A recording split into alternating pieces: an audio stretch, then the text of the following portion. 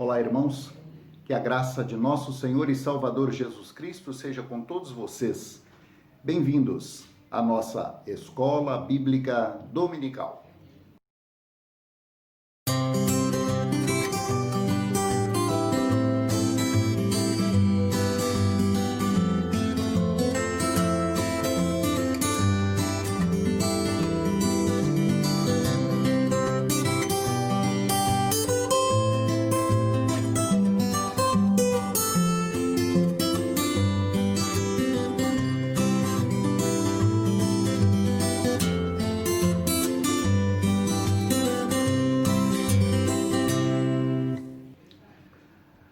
Nós estamos no quarto trimestre de 2020, nós estamos na lição de número 29, o tema de hoje é a missão ética da igreja.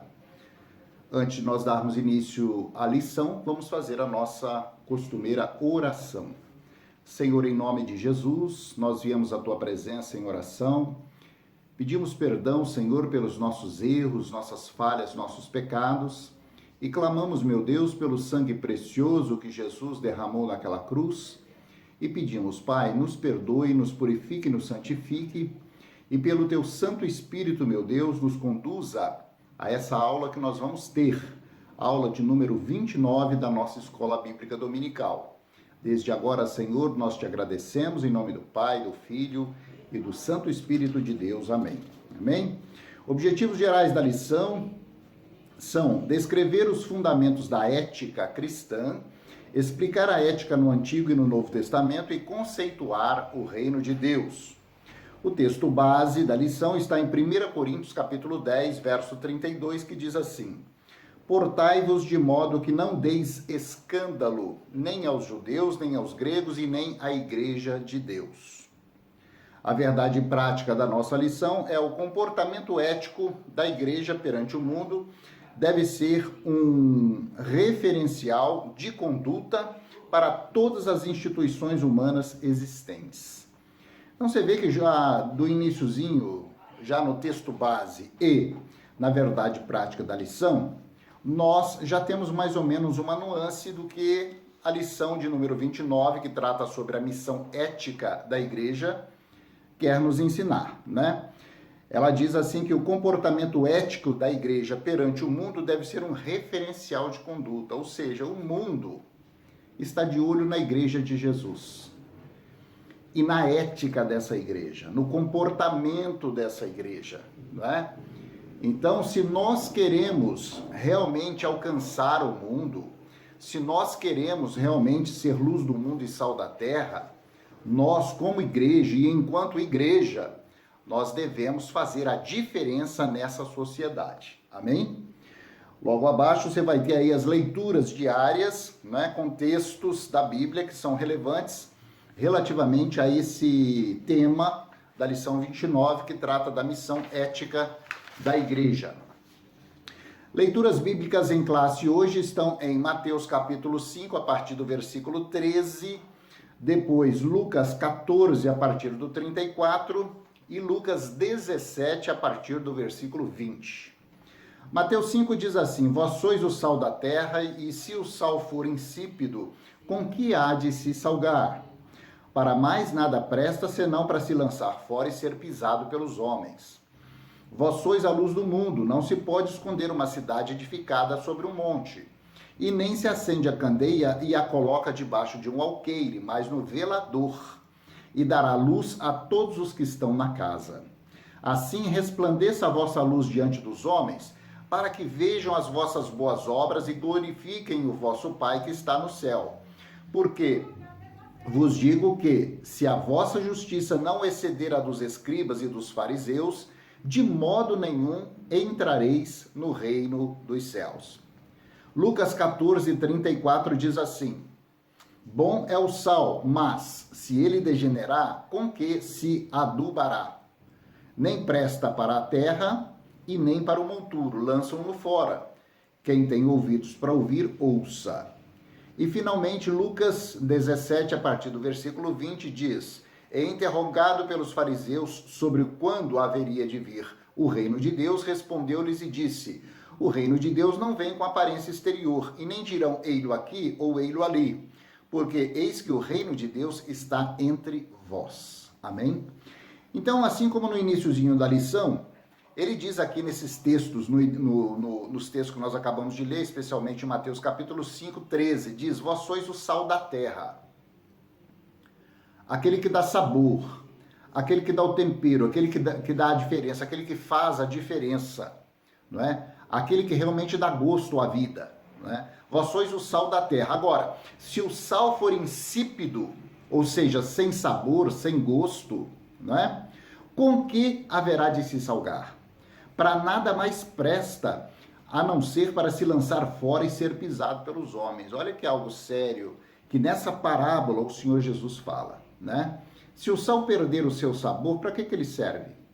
Então, se nós somos o sal da terra e não damos o sabor, não fazemos o diferencial, porque o mundo, querido, está com os olhos na igreja de Jesus, se nós não tivermos o diferencial, se nós não fizermos essa diferença, ele pergunta, né? Com que se há de salgar? Quem vai fazer?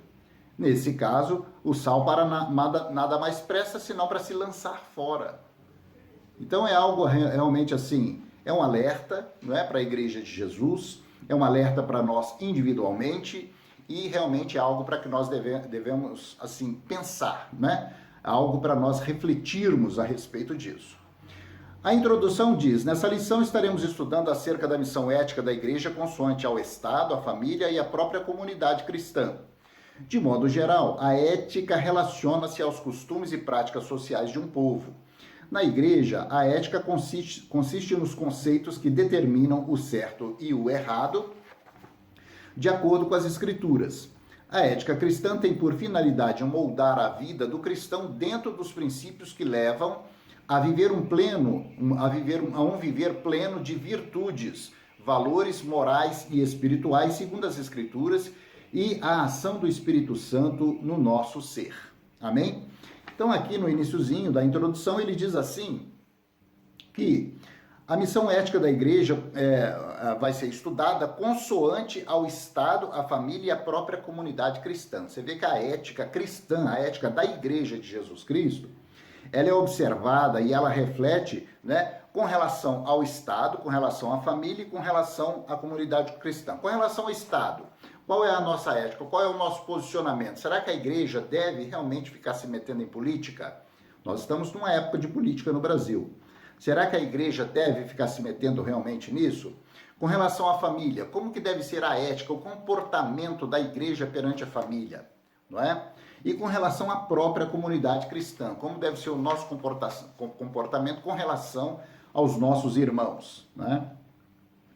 Tópico 1. A base ética da igreja. A ética da igreja baseia-se no caráter de Deus segundo o que está revelado na Bíblia. No Antigo Testamento estão os princípios divinos que norteiam o comportamento humano. Jesus confrontou o legalismo hipócrita dos escribas e fariseus quanto à lei, à espiritualidade e à vida material. Ele objetivava destacar as normas éticas e morais do Antigo Testamento sob uma nova perspectiva, que é a continuação da revelação divina através do Novo Testamento. 1. Deus é um ser pessoal e ético. A ética perfeita é inerente ao caráter de Deus. Ele não precisa e nem depende de regras, pois ele é a fonte da ética. Os vários nomes de Deus expressos na Bíblia revelam que o Altíssimo é perfeito em santidade por si mesmo. No princípio da criação, ele se revelou como Deus Criador, que existe por si mesmo de eternidade em eternidade. Quando chamou Abraão de Ur dos Caldeus, o Senhor se revelou de modo muito pessoal. A Moisés, ele se revelou como Jeová, o Deus eterno e todo-poderoso. Alguns chamam de Javé, Javé ou Jeová. Deus não está limitado à dimensão física, como o homem. Na Bíblia, nos deparamos com expressões referentes ao Deus eterno que identificam o seu caráter ético, por exemplo, maus aos olhos de Deus. Isso indica que o Senhor estava consciente das ações morais do homem, do ser humano. Amém? Então, esse tópicozinho trata justamente do perfil ético do próprio Deus, né? E ele fala que no início, quando ele chamou Abraão de Ur dos Caldeus, o Senhor se revelou de modo pessoal a ele, enquanto a Moisés se revelou como Jeová, o Deus Todo-Poderoso. Então, ele é a própria ética, ele é o próprio direcionamento no qual nós devemos nos basear para que nós possamos ter a nossa vida, né, gerada de acordo com o seu perfil, como filhos de Deus. Amém? Atributos morais de Deus são qualidades morais que revelam o caráter ético de Deus, tais como justiça, retidão, perfeição, santidade, misericórdia e amor. A sua justiça é um atributo moral que revela o seu perfeito julgamento. A Igreja de Cristo apregou a justiça segundo a justiça de Deus que se manifestou em Cristo, o qual cumpriu toda a justiça. Por isso, Cristo se tornou a parte de Deus sabedoria, justiça, santificação e redenção. A misericórdia de Deus é a expressão da sua justiça. Finalmente, aludimos ao infinito e eterno amor de Deus revelado à obra-prima de sua criação, que é o homem. Então, você vê que nesse subtópico ele vai tratar dos atributos morais de Deus, os quais também, né, são destinados à igreja, os quais também a igreja deve observar e guardar e exercer, né? Que são justiça, retidão, perfeição, santidade, misericórdia e amor. Eu diria a você, irmãos, que uma pessoa que não expressa esse tipo de comportamento, ou essas qualidades, ou esse caráter ético, ela não teria como ser rotulada de filho de Deus. Porque não tem como uma pessoa que não é justa, que não anda em retidão, que não tem perfeição, que não tem santidade, né? Ou que não busca a perfeição, né? Que não tem santidade, que não tem misericórdia e principalmente que não tem amor, como é que você vai chamar uma pessoa dessa de filho de Deus, né? A própria Bíblia nos ensina que Deus é amor. Então ele diz assim, ora, se nós, né, dissermos que nós amamos a Deus, a quem nós não vemos, né, e não amamos o nosso próximo que está perto de nós, a quem nós vemos, né, que amor é esse, né? Como que nós podemos afirmar que nós amamos a Deus se nós não amamos o nosso próximo? Pois Deus é amor, né? E é necessário que nós venhamos a manifestar isso. A síntese do tópico 1 diz assim, a ética cristã está fundamentada na ética do Antigo e do Novo Testamento, no caráter e nos santos atributos de Deus. O Senhor é o fundamento e princípio de toda justiça e verdade. Aleluia. Glória a Deus por isso. Tópico 2. Demonstração da ética bíblica pela Igreja. Nenhum sistema ético do mundo, mesmo mais depurado, assemelha-se ao sistema que Jesus implantou, pois trata-se da ética como elemento do reino dos céus, como vemos no Sermão da Montanha. Isso está lá em Mateus capítulo 5, nos versos 7, né? E também em Marcos capítulo 1, 15. Você vai ver aí uma parte do Sermão da Montanha que Jesus falou. Então, ele diz, nenhum sistema ético do mundo assemelha-se ao sistema que Jesus implantou. Porque isso se trata da ética como complemento ou como elemento do reino de Deus. Então, o reino de Deus é um reino ético, é um reino justo, é um reino que se adequa realmente à perfeição e que expressa a perfeição do Senhor. Se eu, como filho de Deus, não busco, não é, ser ou ter uma vida com esse comportamento ético, realmente eu não estou observando as palavras que Jesus disse, não é? Características do reino de Deus. Não se trata de um reino físico ou político, mas de um reino espiritual, a saber, o predomínio de Deus sobre um povo por ele redimido. É o povo genuinamente cristão, remido por Cristo, que aceita as condições do reino de Deus e se esforça por viver em obediência à sua vontade. É também um reino invisível. Jesus declarou que o seu reino não se pode ver fisicamente porque não vem com aparência exterior. O reino que ele estava implantando situava-se a partir do coração dos seus discípulos. É um reino que se manifesta no ser humano de dentro para fora. Por isso, as ações do homem salvo por Cristo são a expressão do reino de Deus na sua presente manifestação através da igreja de Cristo. Amém? Então essas são as características do reino de Deus. Então Jesus foi claro quando ele diz assim, olha, o reino, ele não vem de uma forma visível. Você não pode falar, oh, ele está aqui, ou ele está lá, ou acolá. O reino de Deus está dentro de nós. Para que nós possamos viver, para que nós possamos realmente nos declarar cidadãos desse reino, nós temos que ter uma semelhança, ou buscar termos uma semelhança com o nosso Deus, né? O reino de Deus, ele não é visível, ele é invisível, no entanto, ele está dentro de cada um de nós. O Espírito Santo de Deus se move através de nós. E nós devemos buscar ter um comportamento condizente às regras desse reino. Então, essas qualidades que nós falamos agora há pouco a respeito de Deus, que são inerentes a Deus, elas devem ser observadas em nós. Porque senão, que espécie de cristãos que nós somos? Se não somos justos, se nós não temos misericórdia para com o próximo, se não temos amor, se nós não espelhamos, não é, as qualidades do nosso rei, do nosso Deus, nós não estamos realmente demonstrando que esse reino está dentro de nós. Amém? A síntese do tópico 2 é: o reino de Deus não é físico ou político, mas espiritual, invisível e interno no coração do homem. Glória a Deus. Tópico 3. A ética da igreja exemplificada por Jesus. 1. A figura do sal. Jesus empregou muitas vezes a linguagem de fatos cotidianos da sua época quando ensinava as verdades morais e espirituais aos seus ouvintes. A figura do sal fala da preservação, do gosto, do sabor, do equilíbrio e da influência.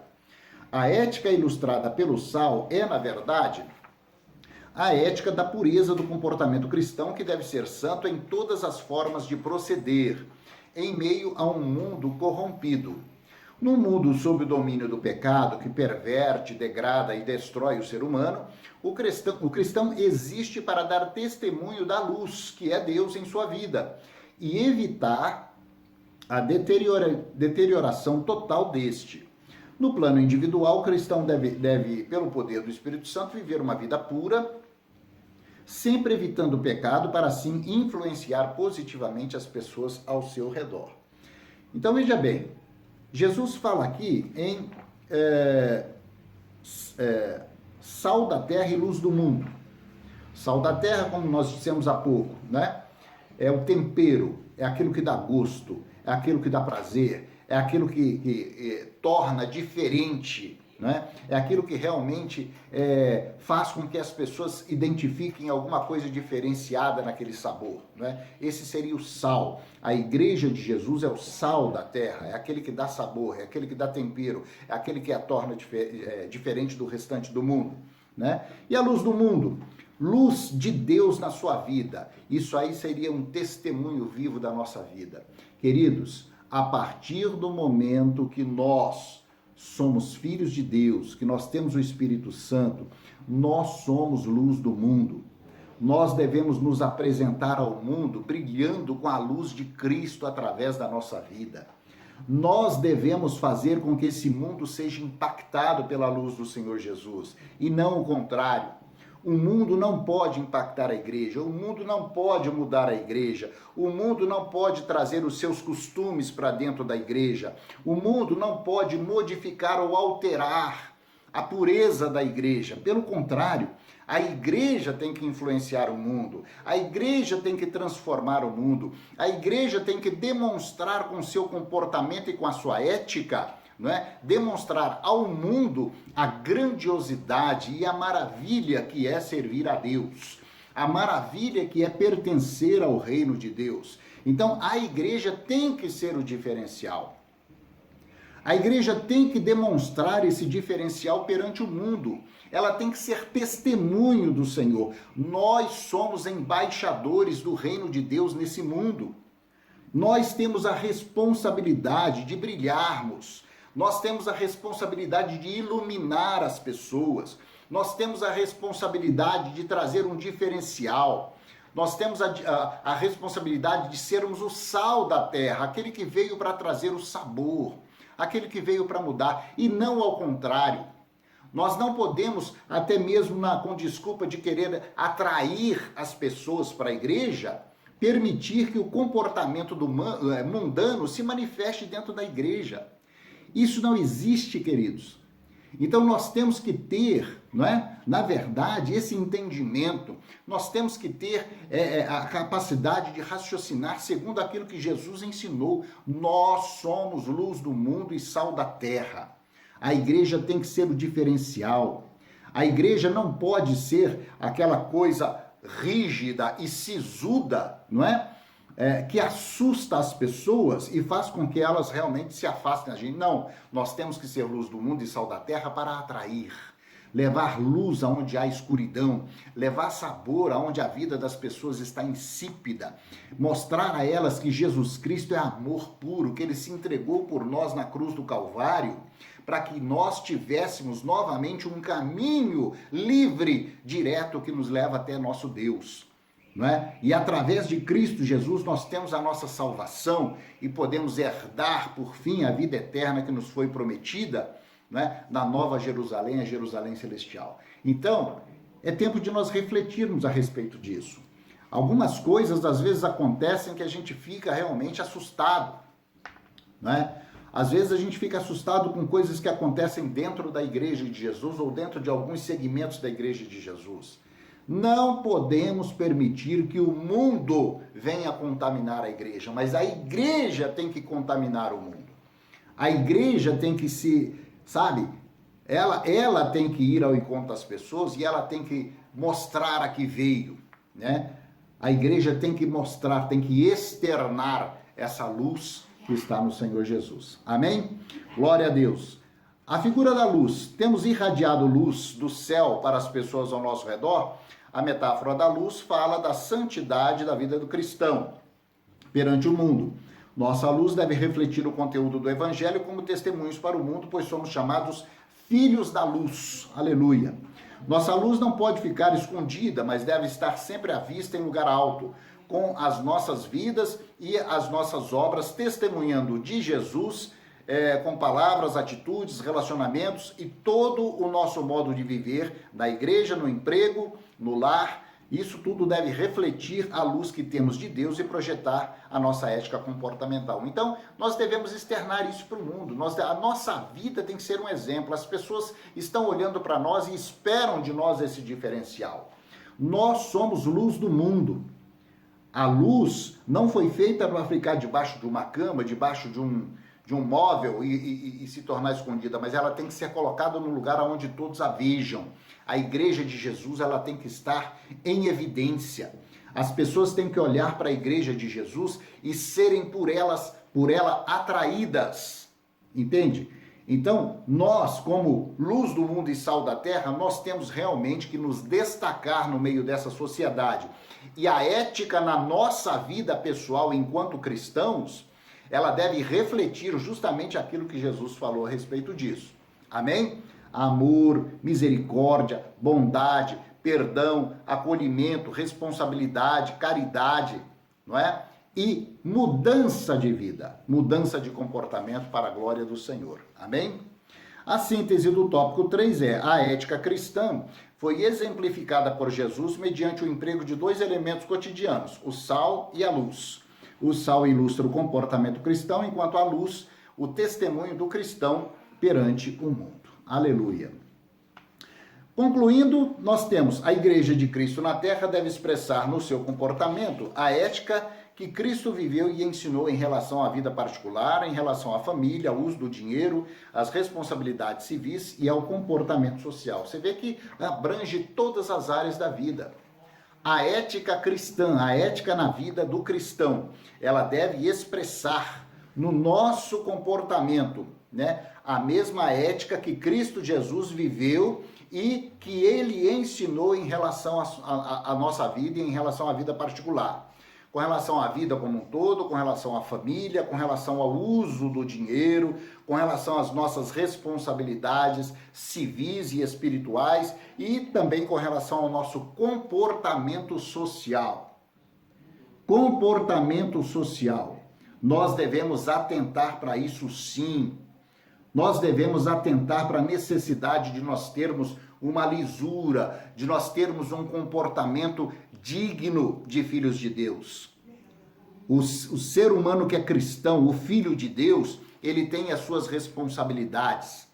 O ser humano filho de Deus, ele tem o seu compromisso, afinal de contas nós temos uma aliança com Cristo. E eu não posso usar o nome de Jesus, não é? E sair aí levando uma vida de oba-oba, como se tudo tivesse correto, como se tudo fosse aceitável. Do contrário, não haveria necessidade de igreja, querido. Nós poderíamos ficar no mundo, não é? Num mundo que nós sabemos que eles estão caminhando aí a passos largos em direção, não é, a sepultura, em direção à segunda morte. Mas a igreja de Jesus tem esse compromisso ético, compromisso de responsabilidade. Nós temos uma aliança com Cristo e a nossa vida pessoal deve refletir essa aliança. Pense nisso. Pense nisso diante das ofertas que o mundo tem feito ultimamente. Pense nisso diante dos atrativos do pecado. Pense nisso diante daqueles que estão dizendo que, olha, não é bem assim, que nós devemos interpretar as escrituras, é de outro jeito. Presta bastante atenção nos convites que o mundo tem feito e permaneça firme, querido. Você é filho de Deus, você é herdeiro do Senhor, você está sendo preparado para herdar a nova Jerusalém, você está sendo preparado como uma noiva. A noiva que é a igreja de Jesus Cristo, pura, sem ruga, sem mancha, a qual ele virá buscar naquele glorioso dia e vai nos levar para viver na nova Jerusalém. Amém? Louvado seja o nome do Senhor. Pense nisso, querido, e reflita bastante, não é? Diante das coisas que estão acontecendo aí fora. Logo em seguida aí, você vai ter os exercícios para que nós possamos refletir, né, relativamente a esse tema tão relevante que nos trouxe essa lição de número 29, a missão ética da igreja. Amém? Glória a Deus. Vamos orar? Senhor, em nome de Jesus, nós te louvamos, te glorificamos, te bendizemos e te agradecemos. Te agradecemos, Senhor, por essa lição de número 29, a missão ética da igreja, e te pedimos, Pai, nos conduza na nossa vida, para que nós possamos realmente ser luz do mundo e sal da terra, para que nós possamos refletir, meu Deus, a ética de Deus na nossa vida, para que nós possamos realmente servir de exemplos, para que nós possamos, meu Pai, servir de exemplo às pessoas que estão olhando para a igreja do Senhor Jesus. Somos um referencial, sim, meu Pai, referencial de filhos de Deus, referenciais para esse mundo que aí fora está, Senhor, caminhando na perdição. Nós te pedimos e desde agora nós te agradecemos. Em nome do Pai, do Filho e do Santo Espírito de Deus. Amém. Amém? Glória a Deus e glória a Deus. Louvado seja o nome do Senhor pela tua vida, querido. Louvado seja o nome do Senhor por essa lição de número 29, a missão ética da igreja. Olha, estude em casa, pegue a Bíblia Sagrada, compare esses textos que estão na lição, compare com tudo isso que tem acontecido no mundo, com tudo isso que tem rolado aí pelas redes sociais, não é? E raciocine, pense, busque a orientação do Espírito Santo de Deus e em nome de Jesus o Senhor vai te conduzir a toda a verdade para a glória do Senhor. Amém? Aleluia! Erga suas mãos, que a graça de nosso Senhor Jesus Cristo, o grande amor de Deus o Pai, as ricas e maravilhosas consolações do Santo Espírito da promessa sejam hoje e para sempre com você e com a sua casa. Eu te abençoo e eu te envio para que você viva um restante de final de semana abençoado e uma semana nova que está se iniciando debaixo da luz e da direção do Espírito Santo, sendo todos os dias da sua vida luz do mundo e sal da terra, porque essa é a missão da Igreja de Jesus Cristo. Amém? Eu te abençoo em nome do Pai, do Filho e do Santo Espírito de Deus. Amém. Amém? Glória a Deus, querido. Na próxima semana já iremos para a nossa lição de número 30. Deus te abençoe e até lá. Paz.